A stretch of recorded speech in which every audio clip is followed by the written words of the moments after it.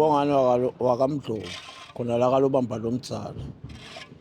Siyajabula ukubona le ntuthuko iqhamuka ngoba sisitwe kakhulu ngoMphi wethu wayasikhulumela ngalomgwaqo kuyofika le ngesheya kwembofane bekungahambeki isikhathini esiningi bekukhaza ukuthi sisitwa ngilomnyeba abakahlawa hlavala ama-potholes kepha nyalo sithokota kakhulu loku sebaqalile sebasifakela lo mgwaqo.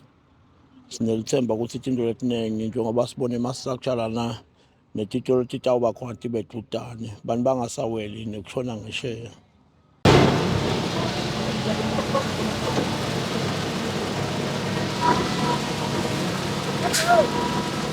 Sitaka mtsalo bamba lomdzala sistiva sijabulile ngokuthi emva kwesikhathi nje lesitsitene sibona intuthuko iyaqhamuka.